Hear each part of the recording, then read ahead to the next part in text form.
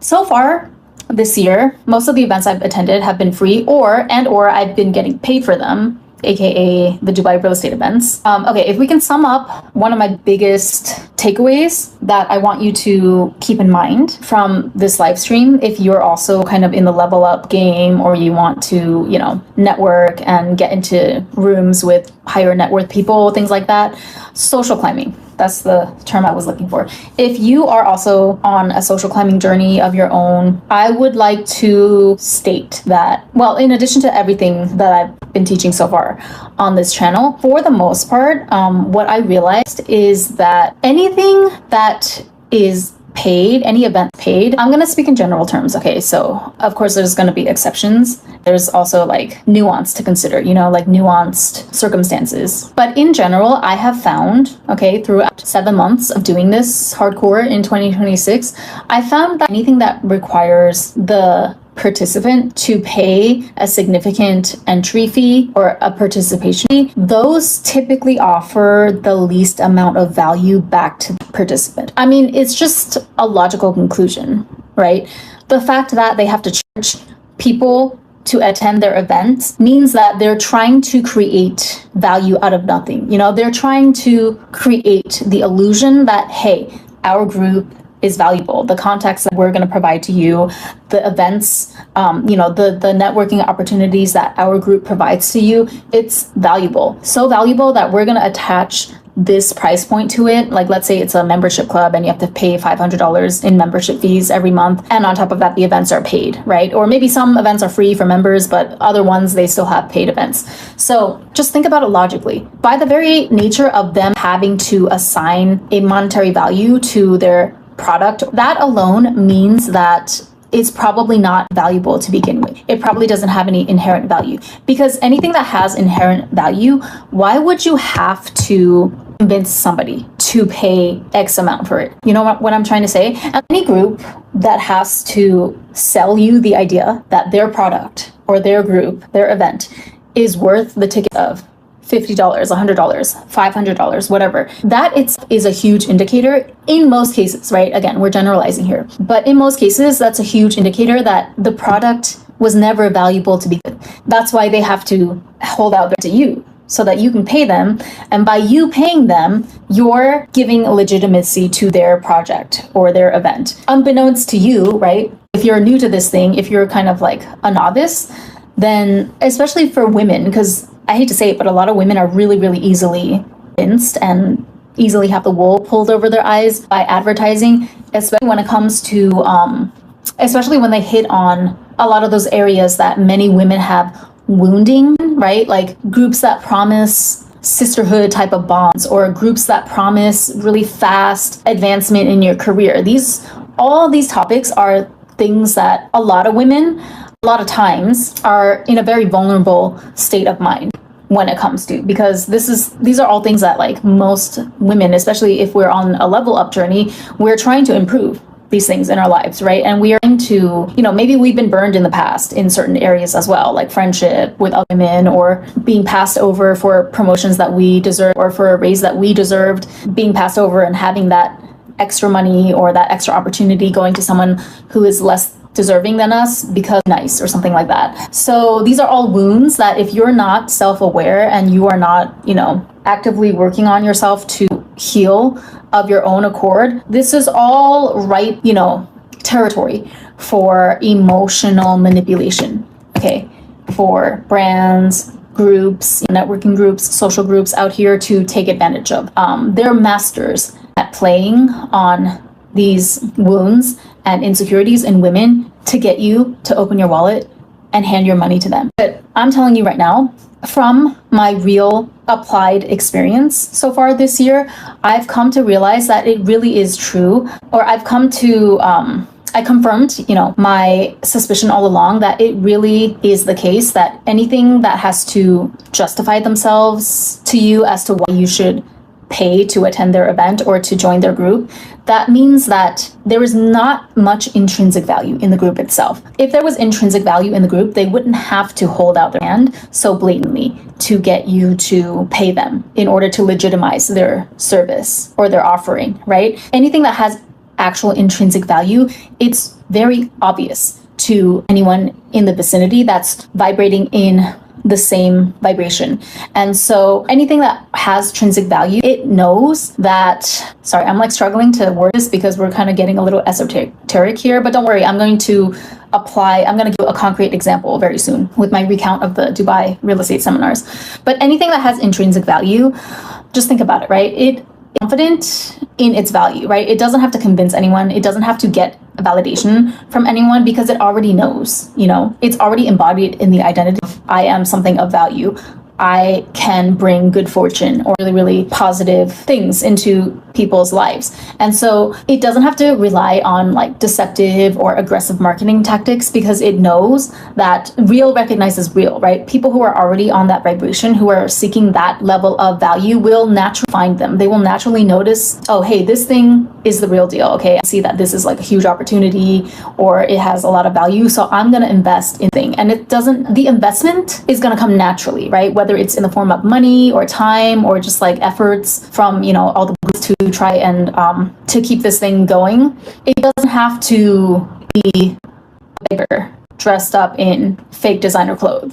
You know what I mean? Somebody get these beggars out of here. I don't know if this analogy is hitting, but okay. So for example, right, let's apply this to, let me just use the Dubai seminars as a actual example. So every single Dubai real estate seminar so far, I get paid, first of all, to be there because I joined through an event company that hires me to be a receptionist at these seminars to help, collect the business cards and write down all the contact information. I make people sign their name, their email, their phone number, etc. into an in sheet. So I collect everyone's information, and in return for that value that I bring to the table, the events company, like one of the companies that is involved in this production, pays me real cold hard cash for my contribution, right? Because they have the money already to give out to me, which means that they already have value, right? So we're using, money as the physical manifestation value in this example, but it's not just money, right? But money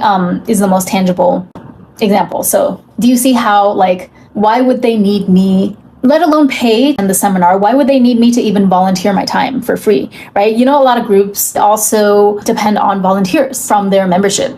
They call on people to volunteer their time or volunteer their cooking skills, volunteer their event planning skills to help out the organization. But actually, it's not it comes at a cost to you if you're one of those members that volunteers your gifts to a certain organization because you're essentially agreeing to do pro bono work for them, right? So again, it proves that the organization itself doesn't have value. The value comes from whatever you have to offer as a member.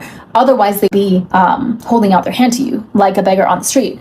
So that's how I can tell, despite we mentioned in the past some of the more unsavory characters, right? Not a lot, but you guys know who I'm talking about. Oink oink. Looks like a pig, sounds like a pig, talks like a pig, and if you put a lipstick on a pig, it's still a pig. So despite certain unpleasant people like Miss Piggy that I have encountered through doing this Dubai real estate seminar gig for the better part of a year, since November of last year, still the overall operation, I know without a doubt, it has a lot of value, okay? It has a lot of potential. It has a lot of real value into real people's lives, okay? To people who are in the international real estate business here in Japan. People of all nationalities, all ages, the people that turn up to these events, right? Not only that, but you can see there is concrete proof that they have intrinsic value because they actually have enough physical cash reserves to pay people, okay, to bring my skills to the table, to bring my little piece of the puzzle of making the whole work. And they didn't require me to do it pro bono. They pay me for it properly. You understand what I'm trying to say? So in addition to that, okay, so last month, right? I think this last month, or was it? Oh no, this was all in July, you guys. We are in July. There's 2 more days left in July. This month of July felt like 3 months, and I'm getting whiplash. I can't even. But so out of my history or my association with this Dubai real estate seminar gig, actually invited by Big Sis. You guys remember from Company D.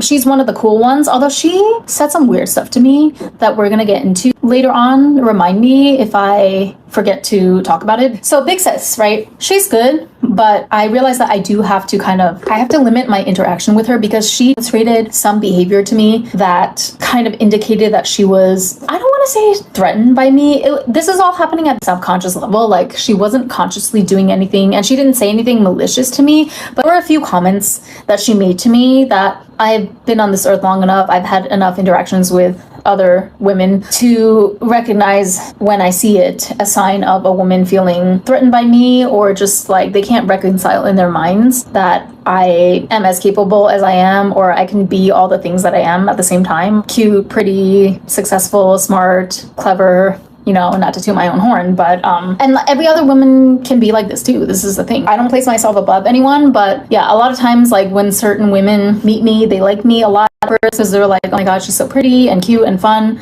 But then if they're not as equally confident in themselves and their own abilities and their own attractiveness, cracks start to show sooner or later, if you know what I mean. But we'll get to that in a second. So out of all of these Dubai seminars, I managed to make contacts, even though Miss Piggy turned out to be a total dud and like an awful person, and I still don't know what her problem is, even after being at so many events with her now. At this point, seeing her like kind of have bipolar disorder.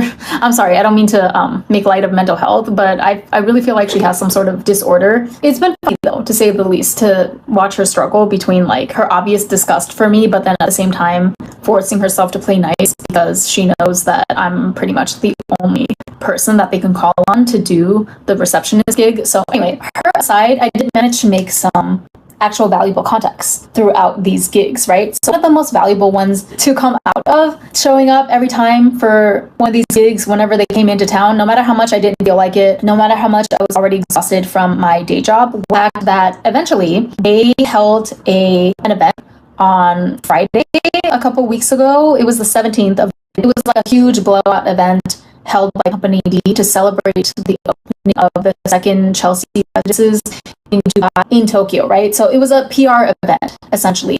And Big Sis invited me to come to basically sit at her table as a guest. So for that night, I actually was not on duty, right? I was a guest of Big Sis because like they get credit for the amount of people, the number of people that they're able to register for the event. So she was asking me, because like, okay, let me tell you. So I did one event on the 11th for them, right? That was kind of like a press event for Company D, which is the Dubai developer. I think we all know what Company D is, but you know, just for the sake of being discreet, we're just going to refer to it as Company D. It's one of the biggest, if not the number one biggest real estate developer in Dubai. The other one is MR, you know. Anyway, so Company D had kind of like a press event with Company, I forgot the name.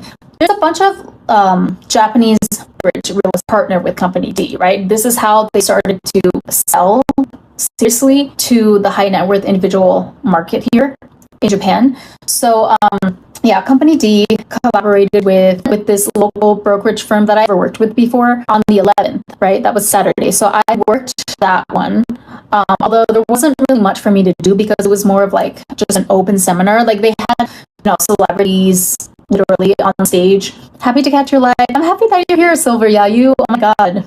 So yeah, the 11th was kind of like interesting because it wasn't like the typical all-day session. Usually they have an all-day session where people can make appointments with the individual agents to actually consult about like which properties they want to buy in Dubai. Once in a while they'll have different types of events. So on the 11th, it was more of an event for like local real estate industry people, right? So not necessarily the end buyer, but like people involved in wealth management or international real estate here in Japan, people that run their own brokerages, things like that. As a result, there wasn't actually much for me to do on the 11th because there wasn't like individual consultations, parties coming in for consultations that I could record down and, you know, take their information like I usually do. So I had to like just, helped the service people who were already there. It was already other staff assigned to serving the food and things like that. But since I didn't have much to do and Miss Piggy was there and I didn't want to deal with like her being a bitch for no reason, I would just help out the service people or help collect trash, little things like that.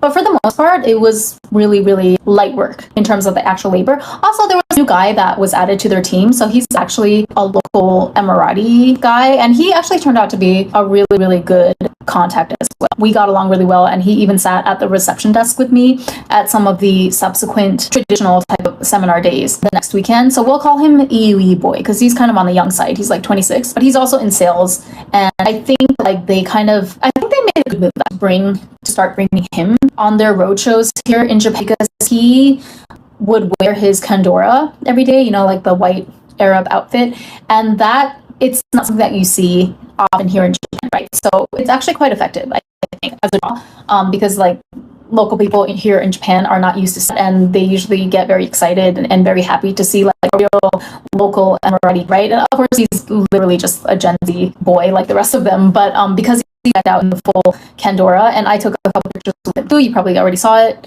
on my other socials. Because of like the visuals, I think it brings more legitimacy somehow to the average buyer's mind here in Japan. So they're stepping up their PR. They stayed a long time this time. Well, I don't know their exact business dates, but I know that I was involved in the event on the 11th. And then also there was that party, the PR party by Company D on the 17th, which was Friday. That was the one where Big Sis invited me as her guest. So I was not there as a gymnast. So you know that I showed out, and I mogged in my dress. And then 18th and 19th, right after the big party by Company D, those were regular seminar days. So I worked those days, and I almost like lost my mind because I would have actually minded if we didn't happen to also have the 20th off in Japan as a national holiday. So the 20th was Monday, right? So they were here from like at least the 11th to the 20th, 2 weeks, a little over 2 weeks this time, which I think is the longest trip ever taken this year. So that tells you that this whole niche is really, really amping up. Like to successfully get a lot of eyeballs on it.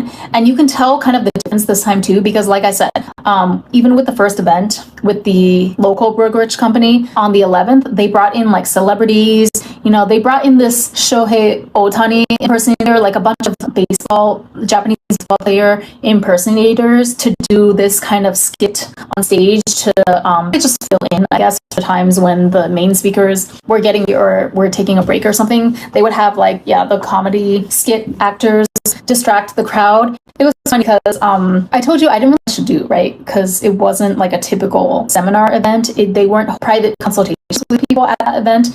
It was more like PR, all these people talking on stage. I think there was like a Z-list celebrity that I don't even know because I don't keep up with celebrities. I don't care. I'm the celebrity in my life. But I remember when I put up some clips on my stories on Instagram, some people like in my real life circle DM'd me like, oh my God, so-and-so was there, DJ so-and-so, apparently he's a DJ. And he was talking about how he bought 2 properties in Dubai a while ago. And like, he was explaining how it was PR, right? Or why it's a good idea for Japanese investors to invest in Dubai real estate right now. So why not bring in, a Z-list celebrity that already owns property in Dubai? And he was telling people about how like, oh, there's a lot of misconceptions in Japan. Like a lot of my cohorts here, they were asking me, losing money because of the war with Iran. And I had to correct them and say that, no, actually, you don't understand. The UAE dollar, no, that's not the term.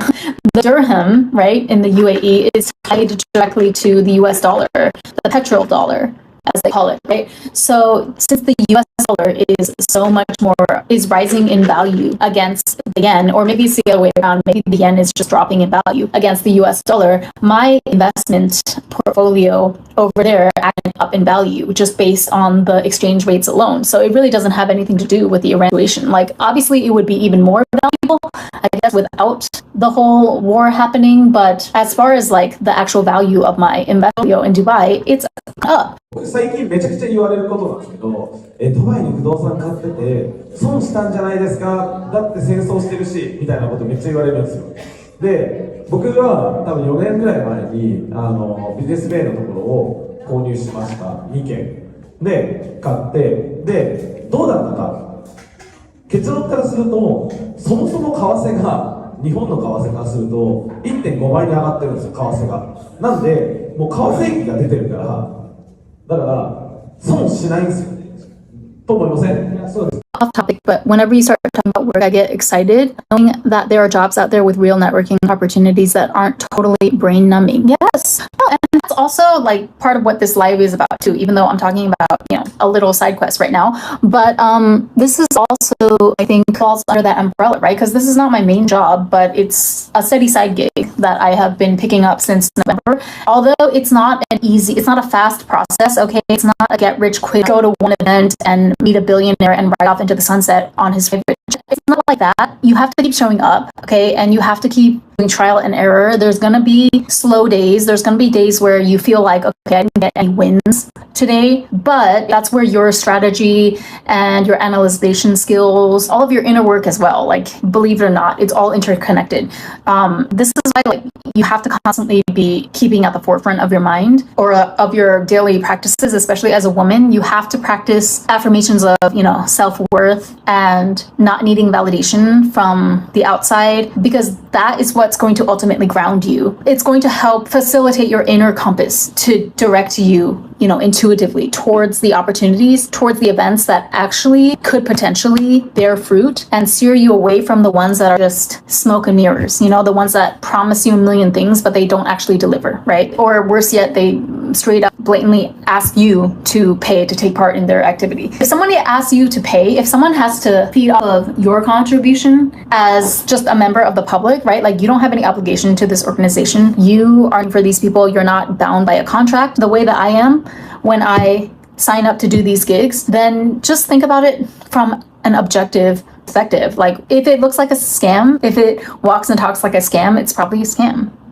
Because what networking opportunity that actually has something of value to offer needs to shout and advertise from the mountaintops and beg people to, pay to attend their little dinky event? Things that already have intrinsic value, they actually, more often than not, they do the opposite, right? Like, either they don't advertise at all because they know that just by them existing, it's already causing buzz, right? It's already causing talk in the industry and word of mouth spreads fast, or they might even try to hide it, right? They try to keep themselves exclusive because they know that they have real value within the confines of, their pendulum or their structure, their group, whatever you want to call it, the four walls of whatever secret venue that they decide to hold their functions.